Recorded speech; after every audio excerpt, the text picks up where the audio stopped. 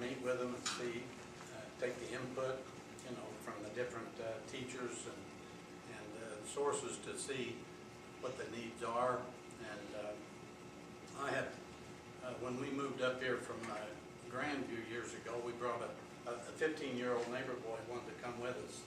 He had 8 kids in his family, and he started getting in trouble, so we took him in, and he played basketball at Osborne, and he wasn't making good grades. So I said, you can't play basketball if you don't make good grades. And I'd review with him, he'd take the test and fail it. He seemed to know it when I talked to him. So one night we sat there, and I told him no more basketball. I said, read this. He couldn't read. I didn't realize he couldn't read.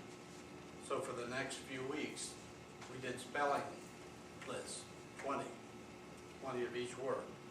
His next test he got a B on. And he just retired from Whiteman Air Force Base. He retired from the Army, retired from the maintenance crew, 38 years. And it was a hard thing for him and me because he was a teenager. I just took him home to help him out. And so meeting that need, finding out what that individual's need was, and providing what he needed to make it. And he actually complimented me and my wife at his retirement at Osborne Reunion, saying that if it wasn't for us, he wouldn't have made it. And you know, it's good when you can make a difference in someone's life. And I think it's important for us to see what their needs are and try to take the time to fill it. I think the most important thing is just communication. I mean, with anything you do, you can't be supportive of anything unless if you're willing to listen and be communicative with the people and be supportive. I mean, we're here to help, not work against. So I think communication and listening would be one of my strengths in being supportive to the students and faculty and administration.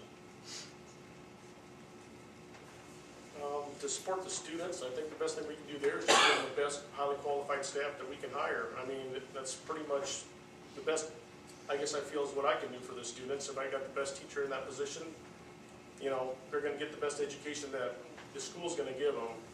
The faculty, it's going to amount to basically sending them to the advanced classes or like to the PLCs. I mean, ongoing training is all it amounts to. And we can only do so much of that funding-wise, of course, but to me, that's just only the boost I can give you guys is basically for that is, you know, the training part of it.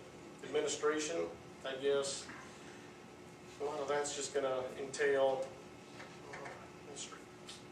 I guess the administration part of it's going to be me just getting involved, me understanding basically what's going on, what needs to go on, basically going in, visiting them in the buildings, which I do often and probably am a pain, but I guess to me it's just being involved. I guess is probably the best way I can support our administrators, you know. I guess when it comes to boards, you know, our board meetings, basically, I guess I feel stand up with them and for them when the time's needed. I mean, which is, you know, it shows your support. So I guess to me that goes a long ways. The number one thing is to retain the excellent teachers that we have, and then to acquire the best teachers we can to come into our district to make this one of the best districts in the state. On the student side, I think it's to be visible. I've always been big on activities, and I still think you need to be visible in those activities and see the kids when they're there, when they're participating, and just to support them that way. That's how you make contact with the students. You also make contact with the parents that way. And sometimes it's just that ear, you know, to have somebody they can vent to. And then our role with the administration, I think, is to be the ear from the community, to go back and give a little insight, sometimes some expertise to the administration about the community that we're in.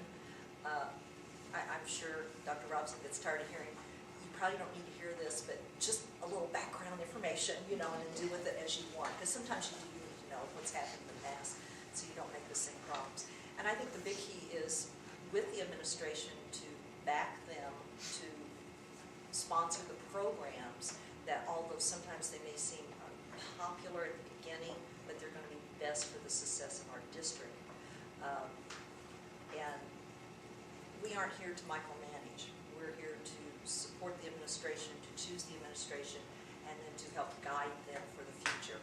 I think strategically planning for what our district is going to be in 3 years and 5 years and 10 years is not just, what did we do last night at the board meeting? It's where do we want to be in 10 years?